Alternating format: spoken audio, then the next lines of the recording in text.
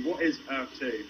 Yeah, so well, briefly, I guess we can cover it. I don't know. It's probably not something that's so easily to summarize in one sentence, but I guess Earth2 is the beginnings of a metaverse, of which the core foundation is based on geolocational locations and links between virtual and physical reality. We like to think of Earth2 as a virtual twin of the real world, where the very place that you're now standing on Earth1 is active and virtually represented in the same corresponding place within Earth2. I personally like to think of it as a living metaverse, which is literally on your doorstep at any time. And because of the core geolocational concept behind Earth2, I believe over time it will transform into some kind of omnipresent phenomena. Something which I strongly believe in and I think is necessary to make a metaverse feel real, immersive, and alive. In the second half of this year, Earth2 has started releasing elements of Phase 2, which will become a global economic simulation, or an ecosim that we call it internally, that will play a pivotal role in how Earth2 players build, trade, and create experiences inside the metaverse. Although the full, I guess, immersive metaverse may not be appearing tomorrow, we at Earth2, we know that we can start building the foundations today, and we can do this together with like-minded individuals and form a community that plays part of this from the very beginning. So what made you think initially of the idea of Earth2? Yeah, so I guess I've always been interested in gaming and also the concepts of the metaverse. And I think, you can immerse yourselves in games like World of Warcraft. You can just get completely into Diablo. There's a lot of RPG games out there which are very immersive. And they can, let you kind of lose track of time and feel like you're inside that world. I'm also like I guess a while ago when I had more time, I'm a big reader, especially science fiction books. With a science fiction book, or any type of book, any type of fiction book, I guess they have that time to build a world around you, and over time you visualize that world through all the chapters, and it creates this sense of like immersiveness inside the world, right? A lot of the time games don't have time to build all of that narrative. So I thought for a metaverse concept to be successful, it kind of feels like it needs to exist.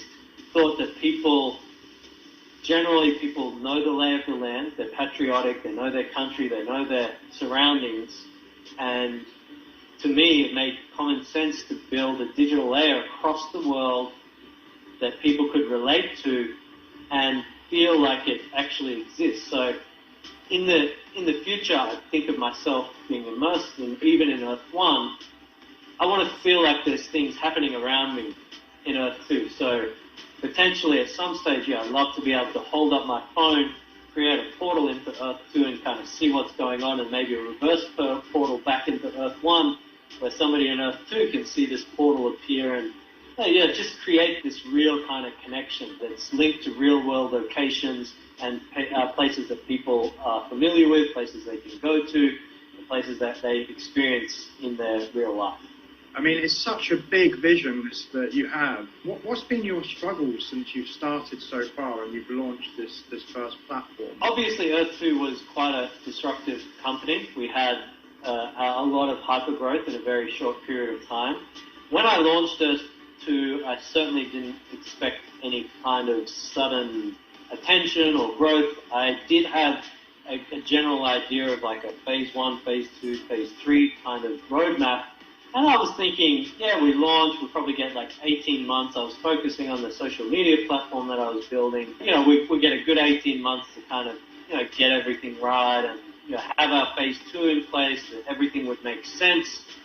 And then, as history knows it, we just kind of blew up overnight, especially in December and January last year. And just all of those plans went out the window. And it was just like, can we keep the servers online? Work 22 hours a day, monitoring everything. We had whatever hack necessary to keep those AWS servers online. We were all like just called to different roles to try and get through all of that. And then I guess we had that initial growth. We had to scale things back, so we really had to try to, we were running some advertising, we had to scale those right back because it just got crazy. And then we had those struggles, keeping the servers online, and then the community, like we had issues with people figuring out security exploits in our system that we had to patch quickly and then retrospectively fix some of those things, which I guess that's one of the reasons I was a little bit nervous incorporating probably what we'll get to talk about, like blockchain in the initial stages, so people couldn't take something and then take it out of Earth2 and we couldn't fix whatever that problem was. So in hindsight, it's very lucky that we didn't do that because it was all centralized. We had the opportunity to look at our databases and fix kind of issues that hackers came in and caused, especially in like early January. So that actually took quite a few months to fix, but that's the person I am. I guess if there's a problem, I like to look back and try and fix that for a person. It doesn't matter if they've got, if they bought $10,000 worth of land or $100 worth of land, just want to kind of fix that problem for them. So that took quite a bit of time. That was one of the biggest struggles we had. And then we had to look at, we've got a platform with hundreds of thousands of users on it, and we've got to be following protocols here. We have responsibilities, so we needed to look at things like 2FA and authentication of people, and then so for security, and then like KYC, like know your customers, and identifying who people are to ensure that nobody's breaking any kind of AML rules or anything like that. So there are a number of different struggles that we had around the time of launching, and I would definitely say like 90% of our community, or maybe even 90% of the community, were very understanding of this. But unfortunately, you get a minority of people who are very disgruntled and they kind of think the worst, and they just didn't appreciate the time that we were. It's unfortunate in this world. A lot of people are very impatient, and a lot of people, when money's involved, it can get quite emotional. Let's put it like emotional. that. Yeah, very emotionally charged. And people, we've never openly gone out there and created hype and said, get this and you're going to be rich, or do this and this is going to happen. We've never really we very easily could have done something like that. And I guess, by the time this interview plays, we would have kind of delivered what I would call a retrospective reward for all the landowners who were holding land by the end of November.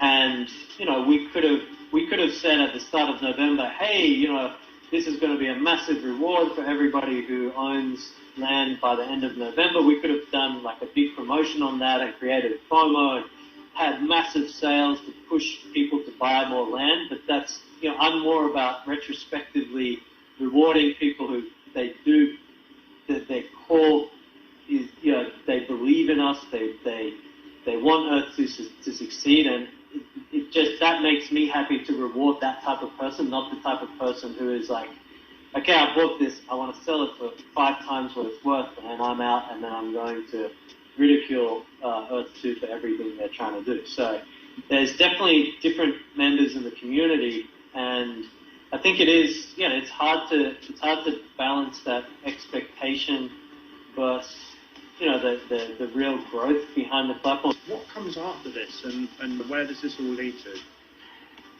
Right, so I think, from day one, when we launched Earth2, from day one, on the website, the description on the website has never changed.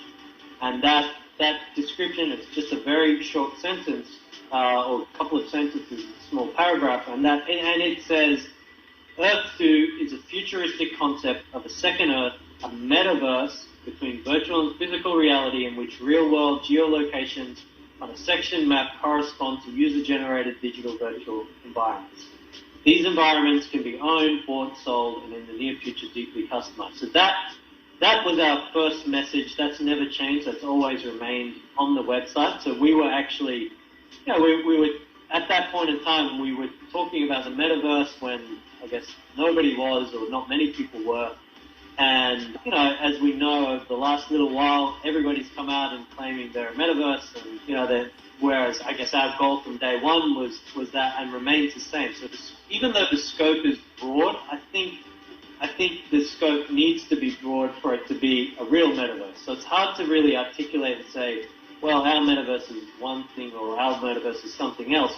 Our metaverse is just based on the real world, the geolocation. What we build on top of that, there are a number of different directions that we can and will take. So and I guess one other thing, like from day one, we actually built in a backend for blockchain. So I think some people noticed it in the settings at the time. It's not so noticeable now, but we always had a plan for Earth-2 to be decentralized from day one at some point. And although we still remain centralized today, decentralization is certainly a core direction that we plan to head in and deliver to our community and our players. I guess if you want a brief vision, I see Earth-2 as like an evolving platform.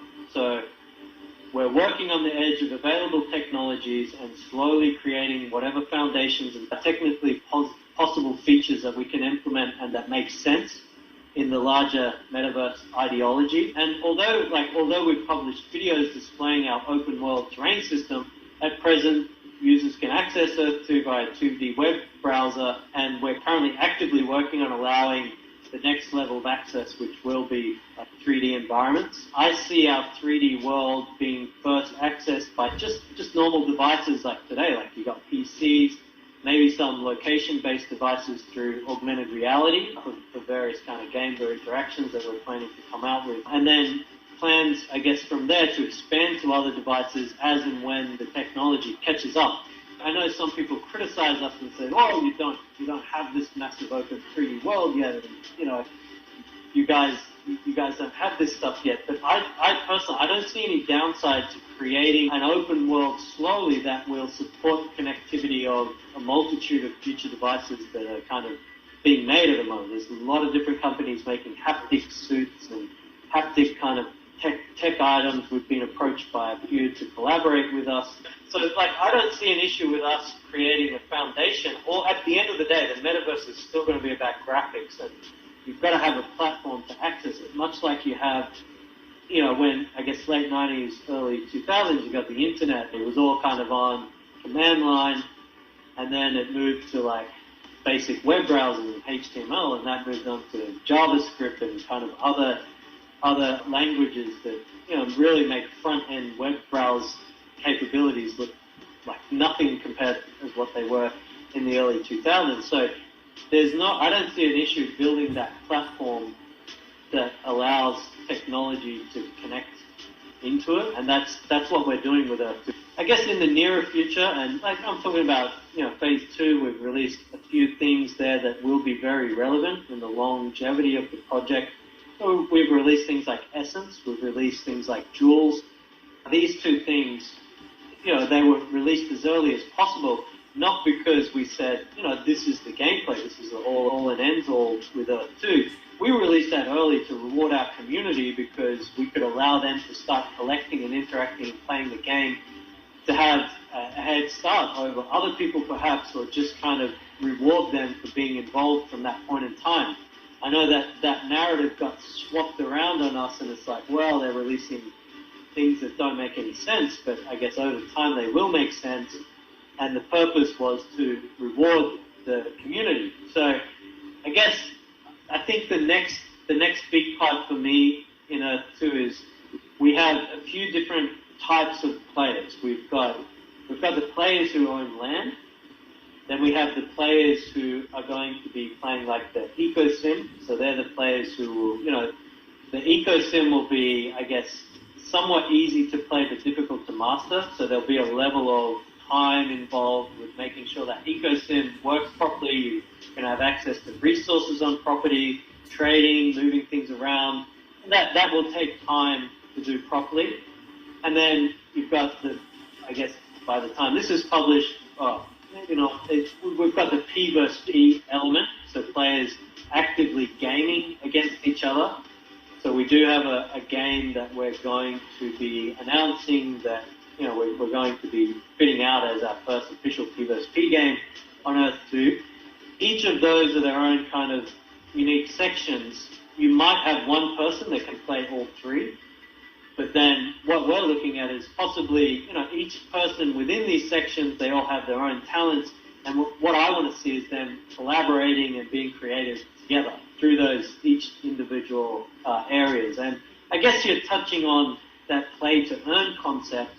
I don't know if I'd call it, I don't want to label it just as play to earn. I think it's a bit more than that. We want people collaborating. We want people working together, not just on paper so much, but more, getting to know each other and working together. Then there's a fourth area, which is extremely important to me, and that's user-generated content. So one of the things that surprised me the most, I guess, out of Earth-2 was the highlight and the creativity that people came up with in a very restrictive environment. So the purpose we had all Earth2 all ready to launch probably earlier in 2020, but then I really felt strongly about figuring out how we can display flags on the map so we could allow people to be patriotic and associate themselves with the country.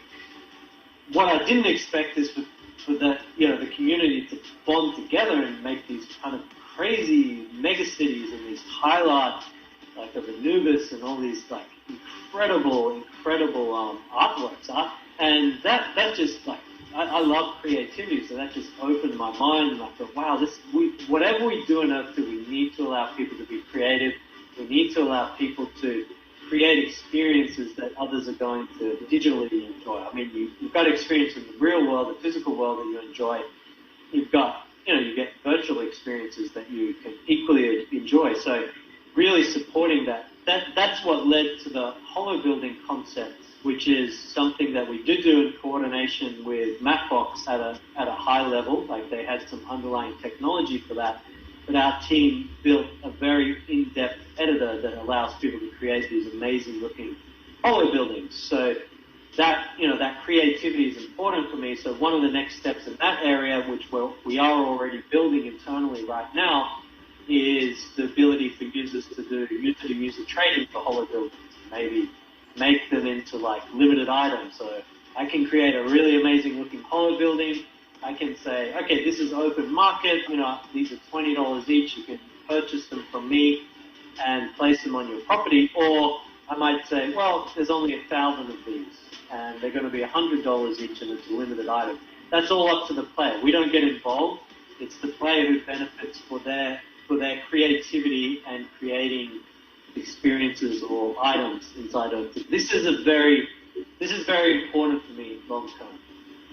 So in this virtual world, people are going to be able to walk around and meet each other? Is it going to be like the real world? Yeah, so I think obviously short term, the VR experience is probably a little way off, but having said that, there's a lot of different ways that you can actually plug VR into these kind of experiences, and you can experience it without all the different abilities or movements or what have you. So that aside, I don't know how soon our VR access to it would be. I also don't think that the virtual reality industry is quite there yet for mass adoption. And, if we released something like that, I don't think it would have a massive uptake in a short period of time. So definitely, I see this as something that's, if you access it from your PC, maybe console, if we get time, but obviously these are things that we need to look at. And then you also have access through your hand device,